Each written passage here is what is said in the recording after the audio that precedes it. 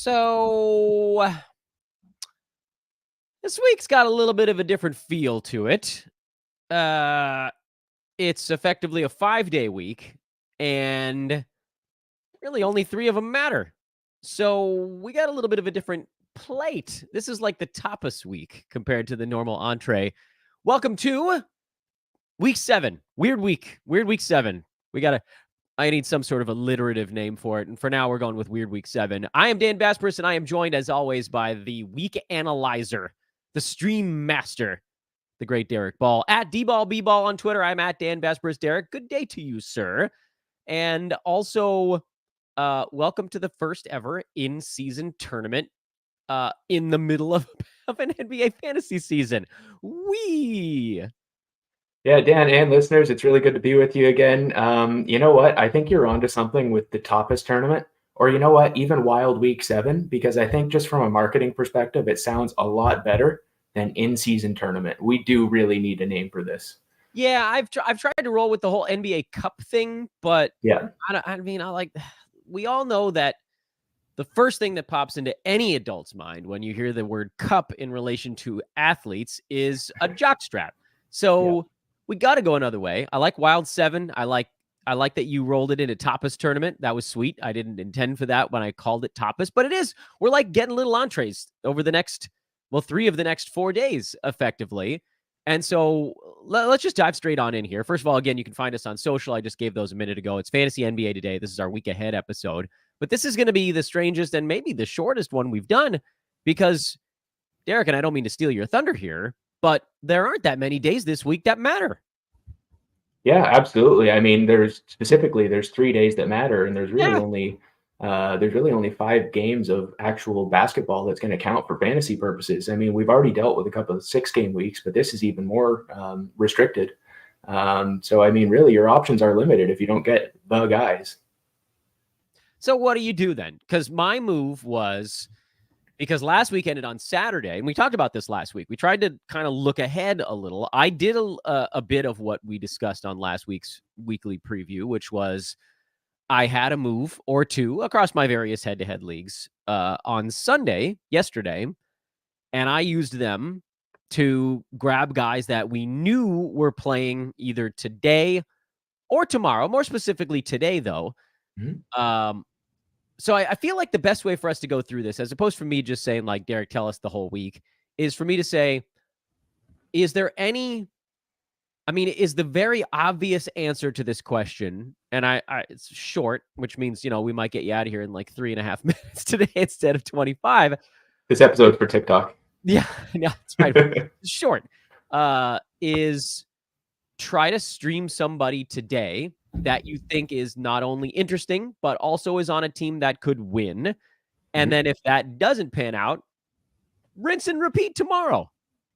Yeah, I mean, I think generally you got it right. I might kind of tweak it a little bit here just in terms of trying to maximize the amount of games you can get. Since you don't really need to be conservative about your streams, I am completely doing away with my 2 and 3 rule. And I'm actually not really that worried about picking the winner on Monday because I still have to dispense with the Tuesday games before I'm actually at a point where I could actually lose games on the schedule. So what I might do is pick a Monday winner. If they win, that's great. And if they play well in that game, I might hold on to them. But I'm going to be looking at the Tuesday guys because there's just as many games on Tuesday, just as many meaning two meaning that there's a lot of value-added streaming to be going on there. I wouldn't be opposed to flipping that Monday pickup, win or lose, for a Tuesday guy. Then the trade-off, though, would be that I want to pick the winner on Tuesday because I need that second game from that guy. I don't want to take the chance of having to go back to the wire. Are you streaming 1 or 2 slots for this week? I mean, I think you only need to stream 1 spot this week. It's certainly possible to stream 2. You're going to have a ton of options because there's no differentiators on the schedule, but you should be happy with your roster. And if you're not, I mean, you're filling in injuries.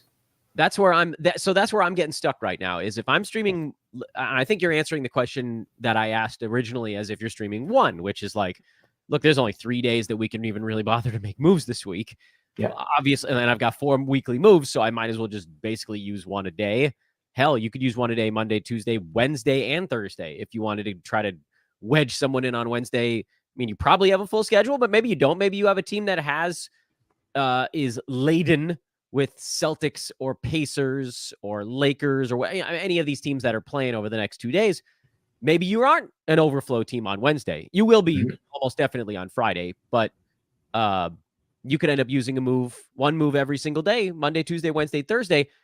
What about if you're trying to stream 2? Because, you're a long streamer. We still haven't gotten this word fully into the lexicon, but we're going to get there. Then it feels like there is an advantage to trying to find someone on a team that might win over the next 2 days, right? Because then you can get them for both Monday/Tuesday and Thursday on one move instead of 2 or 3. 100%. Yeah. If you're a long streamer, you definitely want to be picking out the winners there. So I'm not going to give you advice on which team is going to win every game, but I think there's some pretty good indication. If you look at the Vegas betting odds, you probably want to be picking streamers from the teams that are leading the odds in Vegas right now. Because you want to make sure that you are actually able to be economical with those moves. Absolutely. Now, the only thing that I would be concerned with in that scenario is that you, as the manager that's making these moves, you might end up prioritizing that winning play over the quality production. There are some scenarios here where just adding the player that you think is going to be on the winning team isn't necessarily the better move. Having said that, 2 games is very often better than 1 in almost any context when you're talking about streamer level players. So managers are going to have to be really aware of, what those averages are. And if 1 game of a player doesn't look as good as 2 games, then you have to be, it's simple math. But yeah. I mean, really, if you got, the top bench player, maybe a 6th man of the year candidate versus a 10th man off the bench, if that 10th man is still going to mathematically have more production over a 2-game period versus the 1, you still have to go with them.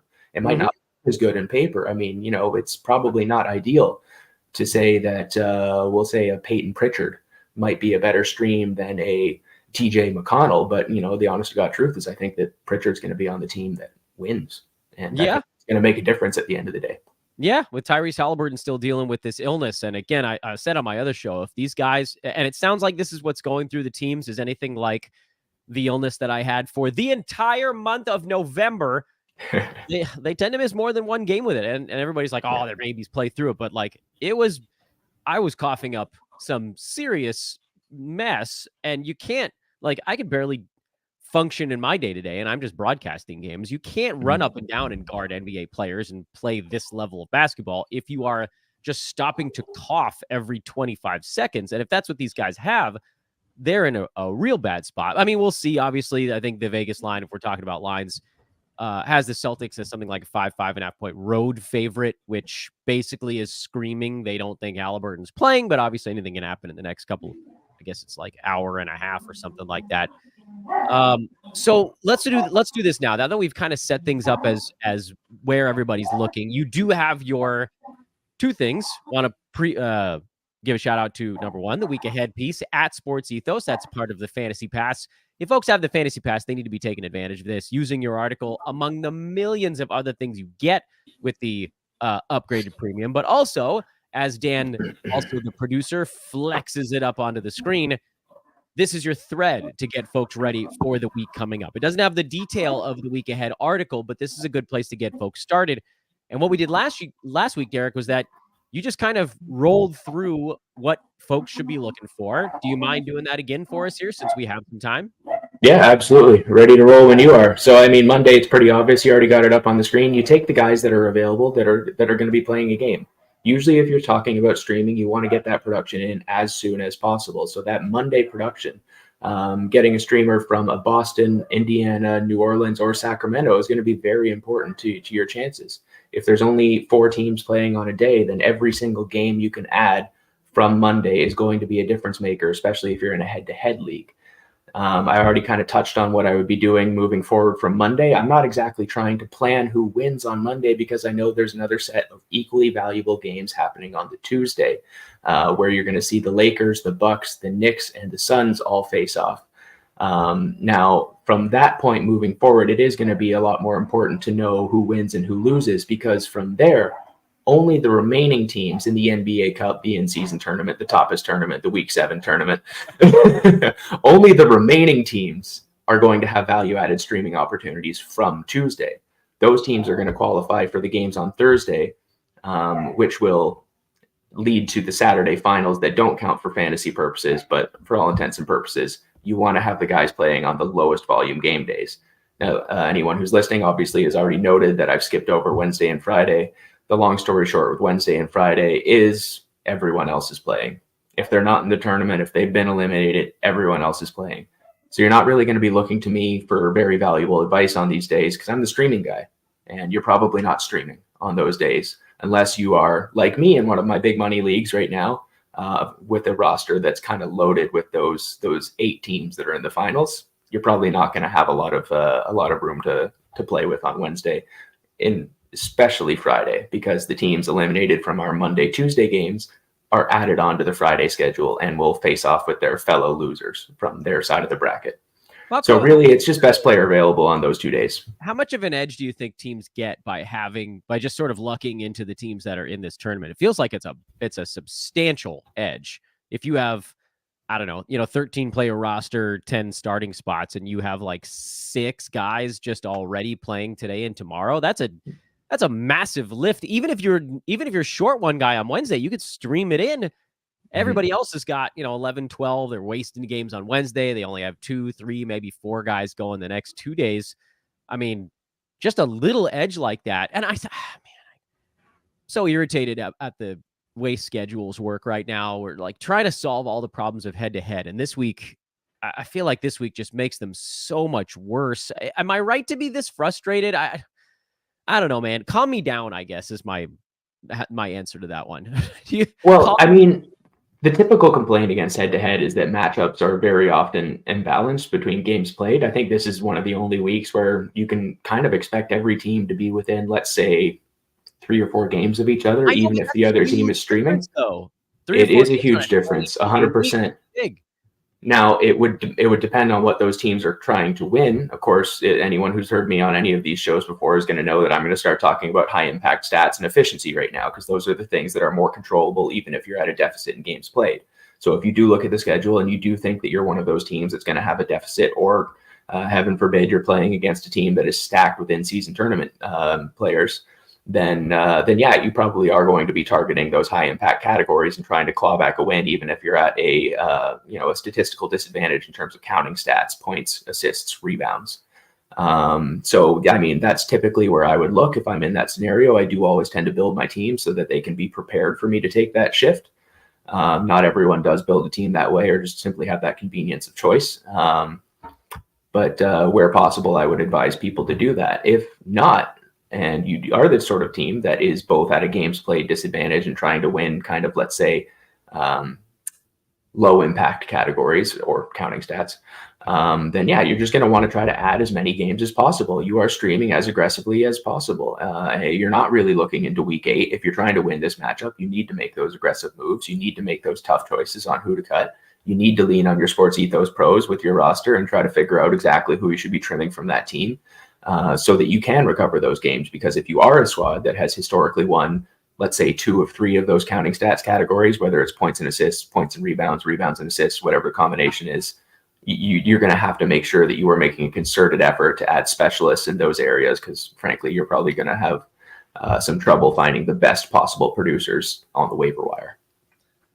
This that I'm scrolling in the background for those that are watching, this is Derek's thread we were talking about on Twitter/X. You can find Derek again over there at DBall. Got a couple of questions actually that are related to the week ahead. So I'm going to take this down and I'll pivot over to that one.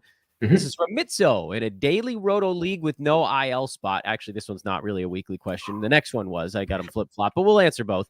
Are you holding on to Jalen Johnson? Thinking of holding due to week 7 being so weird? My answer to this is I'm holding it everywhere I possibly can, because he was rolling top 50 before he got hurt. And top 50 guys are dudes that I think you stash basically up to almost 2 months is kind of the like going rate on those.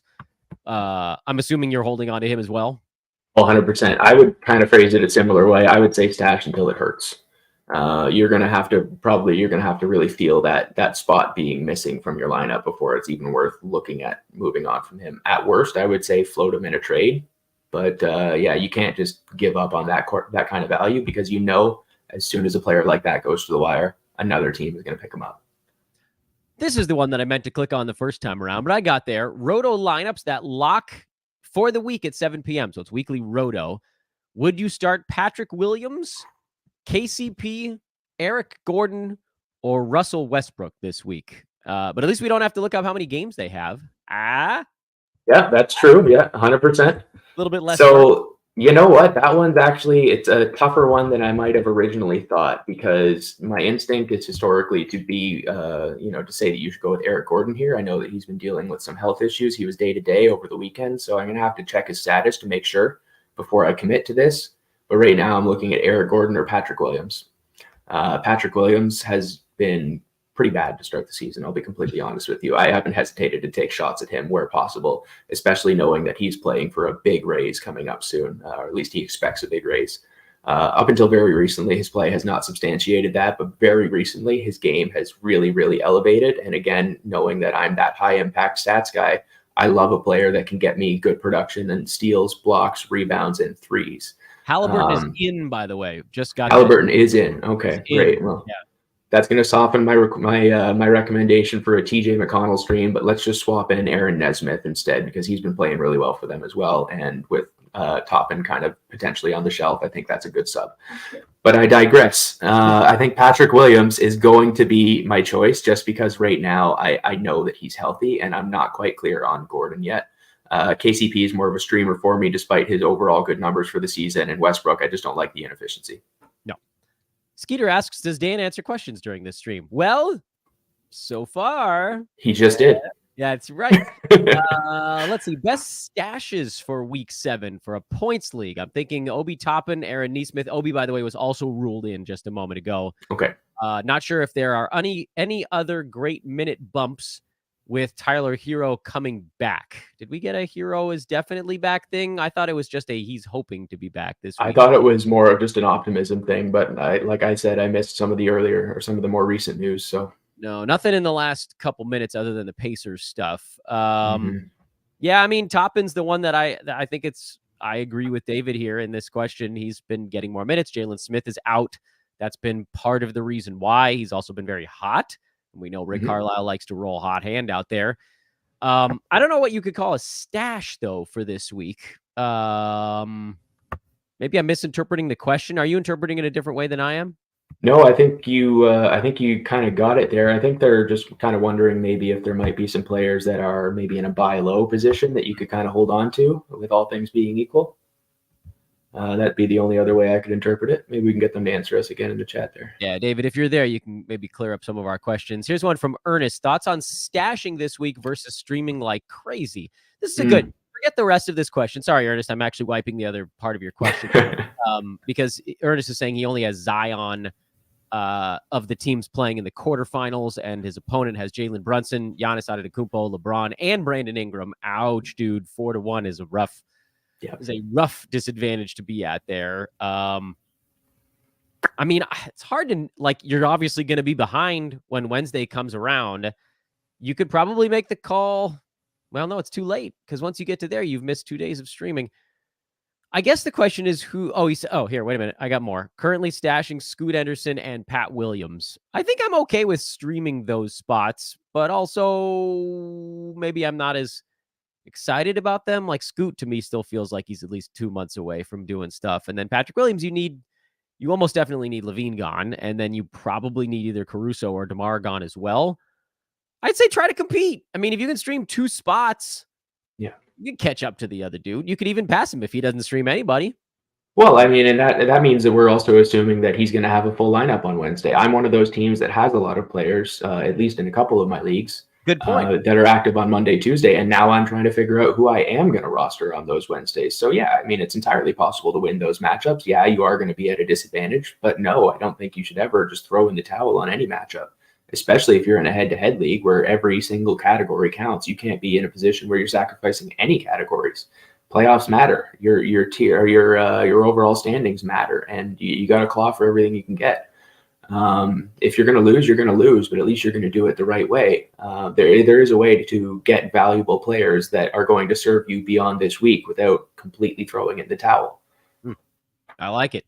Let me see if anything else has a weekly bent to it here. Most of these seem to be more overall type questions, so perhaps I'll scoot through those rapid fire towards the end of the show. What do you do with? I got one more question for you, Derek. This is from my own brainsies. What do you do with? Oh, wait a minute. We got clarification from David Lee. Oh, he feels pretty good about winning this week, so he's looking to maybe stash towards the future. My feeling there is just bulls, basically. I don't know that. I mean, how many other guys are really floating? Like the only team where it feels like it's almost a guarantee that somebody steps into value is Chicago. Is there someone else? No question mark. Feel free to step in and step on me here if there's a team. Yeah, I mean, you're basically you're looking at lottery teams now. With some of those lottery teams, it's less clear exactly where the advantage might be. Like I'm struggling to think about who might be someone to stash from the Spurs, but I'm thinking about the Hornets, for example, as another team where there might be some, some potential boosts happening now that LaMelo Ball is out. I think last time I checked, Brandon Miller's roster rate was about 50%. So he's available in half of all leagues, and he's probably going to end up being one of the better scorers in the rookie class. So if you're looking for a points and three streamer, I think, there's some value there. Obviously, you've said the Bulls. I love Kobe White. I love Patrick Williams. There's a lot of talent there. So yeah, absolutely. If, players like that are available to stash and you're not concerned about winning, go for it. I was able to pick up Kelly Oubre Jr. On Saturday of this week in one of my leagues. I've seen in some other leagues that Onyeka Okongwu, for some reason, is available. I've also heard recently that apparently Trey Murphy is critically under-rostered on ESPN, thanks to my Twitter/X follower that pointed that out for me, because that I just thought was absolutely insane. So really, I'd have to see the wire in your league. But if they're in the starting lineup for any team, then they should be on a standard league roster, I think, at least for a short-term period. What are you doing about Kristaps Porzingis? Because now he's saying he's hopeful to be back at some point later this week. But if the Celtics, this is a weekly decision, I guess. The Celtics have to win today for that to really be all that useful for somebody. Because you could bench him in a weekly league, and you could still very easily fill out the other day. This is a confusing one to me. And then I guess Al Horford is sort of the flip side of that. Like, is that a guy you start in a weekly league? I probably would, because at least Horford's getting this sort of game that's not on the overload day. What do you do in a situation like that where you have like one player maybe coming back and how much it impacts the one that's filling in for him? If I'm being honest, I'm actually not really that into Porzingis right now. I saw the news about him coming out kind of live when it happened, and I saw a couple of Boston beat writers that I follow just kind of going, please don't do the stupid thing.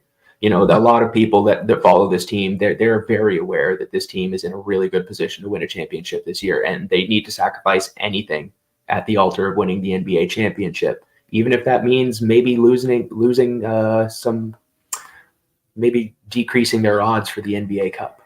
I think no matter what happens, whether Porzingis plays or not, I think Horford's in a really good position to be still soaking up a lot of minutes, because even if Porzingis does play, he's not playing at 100%. So a reliable veteran center like Horford, who is not worrying about back-to-backs or an overloaded schedule, I think he's going to be a really reliable option, whether Porzingis is there or not. The truth is that if a player like Porzingis, who has top 25% potential, is active, you kind of just have to put him in your lineup. Yeah. If you're in a weekly, you got a different mess to deal with. All right, Derek, I stretched this one out as long as I could, but that's the week ahead, man. It's effectively a 4-day week for most folks, because Friday everybody's playing except for two teams. Well, four actually, because the ones that is it 4 or 2? It's 2. No, it's 4. Two teams. There's 14 games on Friday, is what you're trying to say. Yeah. So Derek, we'll do one next week, and it'll be less weird. Yeah. Yeah, I think so. Yeah. All right. What I got for you? Follow Derek on Twitter at dballbball. The freaking great ass Twitter handle. He's also in our Discord, the dballbball, which I will make sure to throw that link up on the board at some point in here. DB. We DBs, we got to stick together, not defensive backs. There ain't no way I've got the height or athleticism for that. We are first name D's, last name B's. Dan Besbris and Derek Ball. I'm going to do a couple more things after he goes, just for the record. You guys don't have to sign off yet. I'll just knock through a few of these bad boys. But Derek, I'll see you in a week. Yes, sir. It's been real. We'll catch you next week. Yes, enjoy them purple lights. Take care. We talked about those on last week's show. Hopefully people remember what we discussed. I want to get a couple of the weekly decisions going. I also want to remind everybody very quickly here. Again, we talked about social at Dan Vespers, at DBallBball, also at Ethos Fantasy BK. The link to our Discord is, get that in the chat room here for the show. It's also in the show's description for those of you that want to find it over there. I let it sit on the board for a long time on my show earlier today, but we'll do a couple of questions here in the next few minutes, and that's when I'll take that down. So definitely come hunt us down over there. And make sure to use promo code ETHOS20, ETHOS20 over at manscaped.com to get 20% off and free shipping on your order from the amazing folks at Manscaped. Handle your male grooming needs. They used to be exclusively below the belt, or at least that's how they positioned themselves. But now you can use it anywhere on your body, which you technically could before, but now they'll actually say it in the description. So you can use it on your face, your neck, your back, your chest, your arms, your legs, whatever you want to clean up. They got the products to do it. They got the handyman. If you want to get in tight, they got the lawnmower. If you're going for the sideburn trimming, you've got luxury nail kits. The whole schlemiel is freaking awesome over there. It's manscaped.com. Promo code again is ethos20. Let's go through some of the tough weekly decisions. This I try to blitz through here after Derek signs off for the show. Tyrese Halliburton is in, so that makes that one a whole hell of a lot easier. Lauri Markkanen, we got ruled out on Saturday, so we have no update on him for Wednesday. He was ruled out a day in advance for the Saturday game, so I didn't feel like he was all that close. So I would be inclined to keep him on my bench. Interestingly here, Anthony Simons went through most of the Blazers' practice on Monday. I have no idea if that means he's going to be going on Wednesday. I would certainly err on the side of caution, even though Jeremy Grant is out, which means Simons comes back. He's immediately stepping into 20 shots a ball game, but you just can't roll the dice like that, especially on a week where every game is like 4 or 5% of your weekly production. That's way too much to leave on the table if you take a zero. LaMelo Ball's out a while longer, so you don't have to worry about that. Bam Adebayo was already ruled out for the Heat road game in Toronto on Wednesday 2 days ago. So that's a terrible diagnosis. That means that the hip is actually really starting to work up on him a little bit. So you got to keep Bam on your bench this week. Again, anytime there's a question mark, somebody is on your bench. Kyrie Irving, Tim Hardaway Jr. were back at practice for the Mavericks, so I'd assume that means Kyrie's good to go for Wednesday and Friday. Go ahead and get him in your lineup.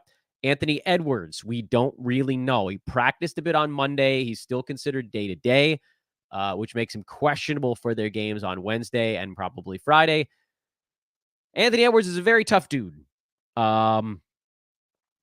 Questionable right now and practicing today with a game 2 days from now.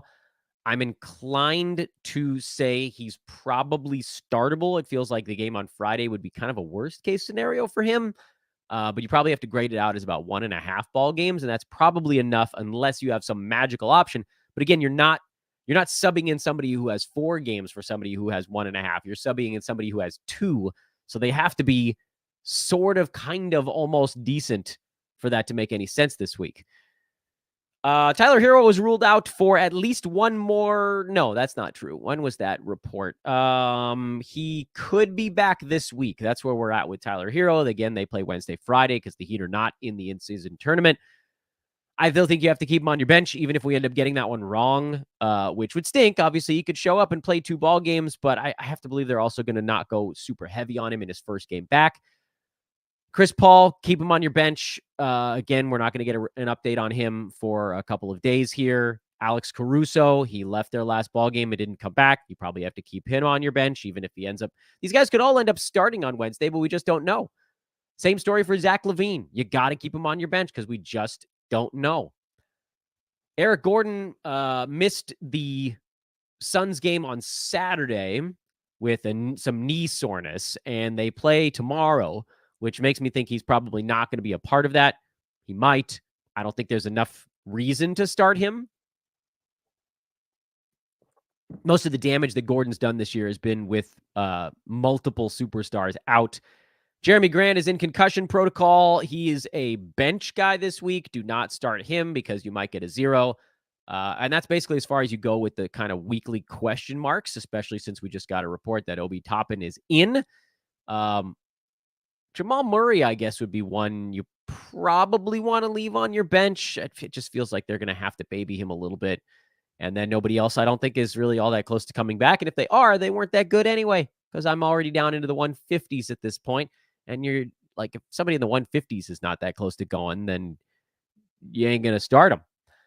Let's blitz through some questions here. We did a few of them. Let's see. King says, hey, Dan, what range should we buy low on Keegan Murray? Well, because his minutes have been sort of artificially deflated lately, and he's shooting 38.5% from the field. He's ranked 104. I would happily give anybody up to about number 80 for him right now in terms of a buy. So you can overpay a tiny bit because that field goal percent is not going to stay at 38.5.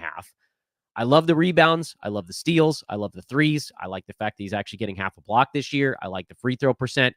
Field goal percent trends up, and everything's going to float with it. So I think you can do it for that. What do we do with Asar Thompson in a points league? I want to activate Bojan Bogdanovic, and I picked up Trey Murphy, so spots are tight. You might be stuck parting with Trey Murphy, who's going to be better in 9-cat than he is in points leagues. And I don't know how you move on from Asar Thompson, who's eventually going to get playing time again. But yeah, it's a tight spot. If you drop Asar, someone's going to pick him up. Asar Thompson, I mean, everybody's going to be looking at him. And if you drop Trey Murphy, people are going to pick him up. I think Bojan's the only one that you absolutely positively must roster in points leagues out of the names that you just threw up on my board here. You might be stuck dropping either Murphy or Thompson. Is Trey Murphy a pickup in a points league? These questions go back to back. That's funny. Along with Bojan, Derek Lively, and Andrew Wiggins. Based on your wire, I'm going to say no, because if Wiggins gets his finger healthy, he could be a points league. He's been a points league guy for a long time. Bojan Bogdanovic is definitely someone I'd rather have over Trey Murphy. And then Derek Lively is a little bit less interesting in points league, but he's also a pretty decent basketball player too right now. Is Jaime Jaquez Jr. too good to be dropped in 9-cat, even though Tyler Hero is coming back soon? No, I think when Hero comes back, we're going to see this sort of shift. Josh Richardson being out might give Jaquez a little bit of a window, but he probably ends up being a drop after Hero gets back in there. But again, we don't know if that's going to happen Wednesday, Friday, next week. It hasn't been settled yet. Should I drop Asar Thompson and stash Marcus Smart instead in a points league? I don't know that I would drop somebody who's healthy for somebody who's not. Nah. Is Jalen Suggs a 10-team hold? Yes. Koulibaly is available on waivers. How much would you spend? None. I don't actually think he's a must-roster guy. He's shown me almost nothing to say that he is, other than these rare games where he shoots like 6 for 7. He just doesn't have much usage. Who's the better pickup, Ben Simmons or Anthony Simons? Simons by a lot. And I want to be very clear, since these dudes have extraordinarily similar last names. I am talking about the fellow with the first name, Anthony. I don't know that Ben Simmons plays again this year. Got an injection in his back. They're going to reevaluate him in 2 weeks. My guess is they get to that reevaluation. It's going to be like, oh, it's going to be another 2 weeks. And it's going to be this whole thing. And on and on and on and on. Is punting more viable on 12 teams or more? I'm in a 10-team league and feels like there's an abundance of stats on the waivers. Yeah, I mean, it's easier to build a well-rounded team in a 10-teamer because you get more great players. Ultimately, you're probably going to have to punt something because everybody's going to have a bunch of really good players. I think you kind of have to punt in most formats.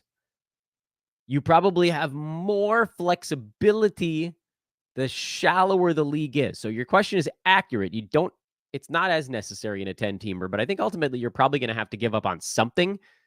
But maybe it's easier to just pick, say, one category to be kind of not great at. Let's see. We already answered a question about Jaquez. Hey, Dan, do you think Duncan is still relevant for another game or two? I'm assuming that means Duncan Robinson. I still haven't seen that Hero's definitely back on Wednesday. I know he wants to be, but we're not there yet. So I'm going to say yes on Duncan Robinson, but we'll know more on Wednesday. Hive Mind question for weekly changes or lock league. So weekly league, is the number of games still king? I guess there's really no streaming in a weekly format. The answer is sort of. It's all a math game. You don't always start the 4-game guy over the 3-game guy. You basically just do your home math. What is the 4-game guy average? Multiply that by 4 and assume that his 4-game output is going to be ballpark near what you get with that simple math. Same story for the 3-game guy. So if you've got a 3-gamer who's like a top 60 versus a 4-gamer who's like top 90, you probably go with the 4-gamer in that spot. But if it's like a 3-gamer who's number 25 and the 4-gamer's number 90, you probably stick with the 3-gamer because you're just adding it up. It's just a summation. You're just summing game productions. Points league. Should I stash Jalen Johnson? Yeah, I think I would try to. What would a Derek Lively sell high be? You're not going to get that much for him right now because some people are still not sold on him. Just enjoy it. Should I trade away Jaylen Brown for Jaren Jackson in a points league? Nah, I think I'd stick with Jaylen Brown. Just safer in points league. 9-cat, I might. But you can get him for cheaper than that. Should I trade my Freddie VanVleet for DeJounte Murray? I need a steals and points boost. Sure, why not? That's relatively fair. Marcus Smart or Trey Murphy in a points league? Probably Marcus Smart for the assists and steals. Guess we'll see what that team looks like when Ja comes back. I would lean Marcus Smart. Category league, it might actually be Trey Murphy. I just traded Cade, Chet, and D'Lo for Halliburton and Kristaps Porzingis. Did I win or lose? Well, let's see. Chet is probably your best guy. Yeah, you won. You won that one. Somebody says, should I take JJJ for Jaylen Brown? Are you guys trading with each other? I already answered that one. Should I drop Scoot Henderson to stream Obi Toppin? Probably. Zach LaVine or Paolo Banchero? Points leagues, it's Paolo. Category leagues, it's LaVine. Hey, Dan, couple of rest of season questions. Trey Murphy, Cam Johnson, Keegan Murray. Out of those three, let's see. I'll go Cam over Keegan over Trey. And then the second grouping, Derek Lively, Onyeka Okongwu, Mitchell Robinson. I'll go Mitchell Robinson over Lively over Okongwu. Unless something happens to Clint Capella, and then I reserve the right to go back and change that one around. There's an asterisk on that second question.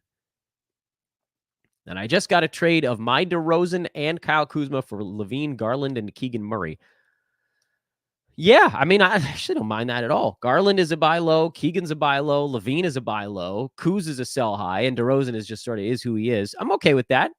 Some of those buy lows are going to pan out.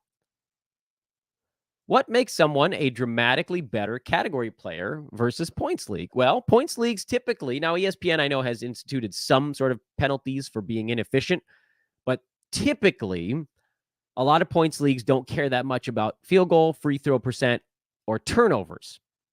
So someone like a Kyle Kuzma or Russell Westbrook, these guys that stink at turnovers and percentages, those guys have a lot of value in points leagues. Now, Kuzma this year has been good enough to have value in 9-cat as well, but 9-cat players are often guys who can do stuff in the 6 categories that matter the most in points leagues, but also tend to be a little more efficient, not turning the ball over all the time, not missing a ton of shots, not missing a ton of free throws, and that's what kind of separates the two. Rest of season thoughts on Trey Murphy. I assume that's Jalen Johnson and Malcolm Brogdon in a points league. Jalen Johnson feels like the winner there. Brogdon in the short term is your winner there. And then Trey Murphy's probably my lowest in a points league of those three. And I need to drop one. Omer Yurtseven, Bismack Biyombo, or Goga Batadze. It's Biyombo. I don't like his fantasy game to begin with. So you gave me an opportunity to drop him, and I shall take it. 40 minutes and out. You guys have 50 minutes, I think. An hour to set your lineups. Let's go make sure we got everybody where we want them. Make those streaming decisions now. Again, just like Derek was telling you earlier, you can use some moves today and tomorrow if you want. I do think there's value in trying to pick players on the teams that can win, because if you do today, you could choose a different slot on your roster to stream tomorrow. You could actually get 2, even 3 streaming slots if you can choose right. Basically, pick the winners, pick streaming level players on the winning teams, and those guys will roll you right through Thursday. Now, you might want to get rid of one of those dudes on Friday as well. This is a point of reference because maybe you don't actually have a full roster if you have this many guys that are going today and tomorrow. But if you can get a big games advantage today, tomorrow, that can carry you through the week. Because again, just a 5-day week, and Friday everybody's playing. So it's almost like a 4-day week. Let's go get them. Anthony Edwards, really a pleasure to host you, Minnesota Timberwolves superstar Anthony Edwards. D'Lo has been on a hot streak. What would a sell high win look like? Top 50 or 60? I don't think you're going to get top 50 or 60 for D'Lo. He's around 60 right now. In fact, I think he's exactly 60 on Basketball Monster. That's like the highest range you could probably get back, unless you went for somebody who has a small name guy in there, like a Max Struess. But I don't know that that's the thing you should really be hunting for anyway. Maybe look for someone who's ranked a little bit behind D'Angelo Russell that you think moves up the board, like maybe a DeMar DeRozan, Zach LaVine, Niko Vucevic. These Bulls guys are all buy lows right now. That might be a target, sort of. Would you drop DeAndre Hunter for PJ Washington? Yeah, I got no problem with that. And what about a trade target for Anthony Davis? Meaning, like, what would it take to get him, or what do you want to get back for him? Because no one's going to trust him. If you're trying to trade him away, everybody else in your league likely was like, nah, I don't really want that dude, because they were terrified of how many games he was going to miss.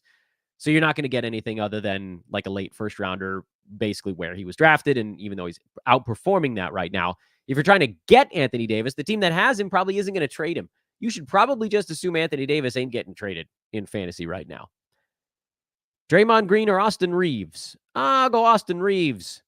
And I will also go out of here. Aw, Twitter made a boop in the background before I could get out. Thanks for watching our 2 shows today, everybody. I got to go rest my voice for a little bit because I've been yelling a bunch. Thanks to Derek at DBallBball. I'm at Dan Vespers. We'll see you guys over on social. Set those lineups, and we'll see you tomorrow. Hopefully a 2 for Tuesday. We'll see. We might have some buy lows to go over. It's a weird week, though, so not much in the way of recap. Anyway, we'll figure it out. See you later, everybody.